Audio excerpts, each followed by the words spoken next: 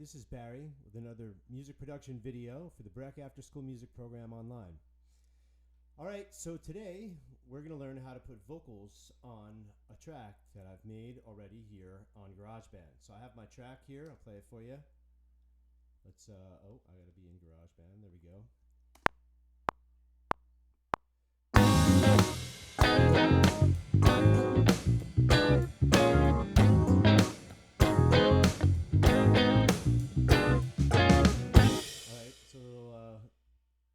Version of a 70s tune by Billy Preston called "Will It Go Round in Circles." So I want to put a vocal track on here. So first thing I'm going to do is I'm going to come up here to where it says track, and I'm going to select new track. Now you'll see I have an input dialog here. It asks me what input do I want. Now whether you're using an iPhone and you're using the internal microphone on your iPhone, or you're using an internal microphone on your computer, or you're using a USB mic that plugs directly into the computer, or you have an interface into which you're plugging a microphone. Either way, you should have the input here, the option to select which input you want to use here. If I go on here, it's going to show me all the inputs that my interface has. Now, not all of these are actually live right now, but I have this many inputs on my interface. You may have 1, you may have 2, you may have 6, you may have 8, you may have 16. It depends on what hardware and what software you're using. Okay, so I'm going to select here the microphone icon because I want an audio track to record my vocal on. And then I'm going to hit create. So it's going to give me a new track. Now you can hear the microphone doubled now because you hear my voice through QuickTime, through the video recording software, but then you also hear it monitored here through GarageBand, and you hear a little bit of a delay here. I'm actually not going to use this because I have software that enables me to monitor the sound before it goes through the GarageBand software. Once it goes through the GarageBand software, there's a little bit of delay, like I said. So I'm going to go to my interfaces software here, and you'll notice I can monitor here. Now you can hear my voice much better, and also you can see the level as well here. Now I'm going to sing a little part, and I'm going to set my level. I have a knob here. Most interfaces have a physical knob, or if we go back to GarageBand here for a second, down here you'll see where I also have the ability to select the input down here where it says input, and then also monitoring, and I have the ability to also set the record level here as well with this slider. I don't know if it's live now. No, it's not live because my interface is overriding it. So I'm going to go back to the universal audio software for my Apollo interface here, and I'm going to just turn up the input on channel 1 a little tiny bit. Actually, let's try singing like this with it all the way down. I got a song, ain't got no melody. I'm gonna sing it to my friends. Now I'm about 2 inches away from the microphone, and I have a pop filter on here, which sometimes, if you have the ability, or if you have a pair of pantyhose and you have a hanger, you can make your own. Mine is metal, so it's particularly robust, and it should help stop the P's, the plosives, and the B's.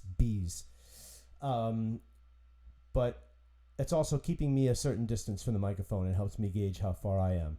So I'm going to give it a little more level here on the input gain, or sometimes I call it the trim. Turn it up here. Let's see how that is. I got a song, ain't got no melody. I'm gonna sing it to my friends. Now that's really a nice, hot, sweet level, and it's possible that if I get energetic and I sing louder than that, I might go a little bit into the red, and it's going to distort. So I'm going to bring it down just a hair there, maybe give it a little bit more than that. The knobs are hard to control. There we go. And that should make sure that I don't end up with distortion or peaking, even if I want to be a little conservative with my levels just in case I get excited. All right. So now I'm going to name my track. Double click on the name here and just name it vocal. All right. Now, because sometimes you may want to try singing something a few times. Sometimes hard to get that perfect take. The first time or any time. So we have an option here to do multiple takes. So I'm going to show you how to do that while we're doing recording, just because it's a really useful tool, especially if you wanted to go back and use sort of the best parts of each take to what we call comp together final vocal performance. So I'm going to click up here on the top the cycle or loop function, and it's now going to loop my whole track here. It probably would have started out if I didn't already resize it. Here, you can turn it on and off there. You can see I can change the size of it here. I think it started out as 8 bars, and I made sure that it went not just to 17 bars, but all the way to the end of my loop here. And it's going to give me a little silence in the beginning so that I'm going to know when it's time to come in for each take as it loops around. I'm going to turn my metronome on here. Sometimes I like to do a count in, but in this particular track, my very first notes are before the beat, so I had to move it out a little bit into the track. So I'm just going to use the metronome for a count in. And I'm going to go ahead and hit record. I want to make sure I'm at the beginning. It's a stop button, so if it's not a stop button, that means that you're not at the beginning, and it's going to show you an arrow that shows that it'll take you to the beginning. So make sure you're at the beginning. And I'm going to click record. And I'm just going to sing the part of the song through, and then it's going to stop, and it's going to give me a click track for another bar, and I'm going to start again and do it. I'm going to do it 3 times, and then I'm going to show you how I can chop that up and put that together. So here we go. I got a song, ain't got no melody. I'm gonna sing it to my friends. I got a song, ain't got no melody. I'm gonna sing it to my friends. Will it go round in circles? Yeah, will it fly high like a bird up in the sky? Or will it go round in circles, circles? Yeah, will it fly high like a bird up in the sky? I got a song, ain't got no melody. I'm gonna sing it to my friends. Yeah, I got a song, ain't got no melody. I'm gonna sing it to my friends. Will it go round in circles? Yeah, will it fly high like a bird up in the sky? Oh, will it go round in circles, circles? Yeah, will it fly high like a bird up in the sky?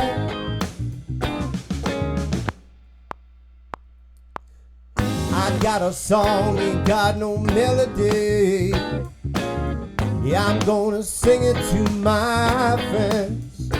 I got a song, ain't got no melody. And I'm gonna sing it to my friends. Will it go round in circles? Yeah, will it fly high like a bird up in the sky? Yeah, will it go around in circles, circles? Or will it fly high like a bird up in the sky? All right, so as you can see, some takes, some phrases sounded good, and some of them not so good. All right, if I want, especially if I'm going to do editing and playback right now, by the way, you want to make sure your speakers are off for all this, which mine, I guess, were not. Now they are. You want to make sure your speakers are off so that you don't get feedback from your microphone. You also don't really want to hear the microphone back. I mean the speakers back in the microphone. Okay, there we go. We muted me. Now hopefully my voice is still loud enough for you to hear. Now we're going to go back to GarageBand. And you'll notice in the region here, in the upper left-hand corner, there's now the number 3. if I click on that number 3, I can drag down and I can see each of the takes that I did, in succession. You can see how the waveform slightly changes each time. So those are 3 different versions of the same vocal. You can hear they're a little different. So here's the first one. I'm gonna turn the click. I got a song, ain't got no melody. I'm gonna sing it to my friends. Alright. Now I'll play you the second. Or that was the second one. Here's the first one. I got a song, ain't got no melody. I'm gonna sing it to my friends. Alright, and now here's the third one. I got a song, ain't got no melody. Yeah, I'm gonna sing it to my friends. I got a song, ain't got no melody. I'm gonna sing it to my friends. We'll go round in circles. Alright, so those last 2 lines weren't my favorite on this take. Let's go to the other takes and see what those last 2 lines sound like.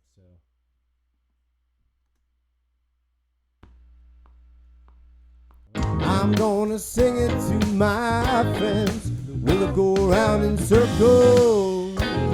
Yeah. Alright, that wasn't my favorite one either. Let's see. I'm gonna sing it to my friends. We'll go around in circles. I can't remember if that's one we heard before or not. Let's hear number 1. See how that one sounds. I'm gonna sing it to my friends. We'll go round in circles. Alright, I like that one. So I'm gonna go ahead and move the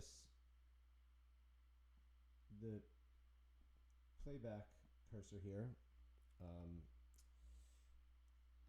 I'm gonna go and to where the part starts. I can actually, if you, it'll help if I zoom in a little bit. You can see. So this is now right before that piece is starting. Okay, it's just a little one. Maybe I give it another extra slice so I don't end up cutting into it. All right, so now I'm gonna go to the edit menu, and I'm gonna come down here, and I'm gonna go to split regions at playlist. Now, I've actually forgotten a step, and that's good because I wanted to make sure I reminded you of this.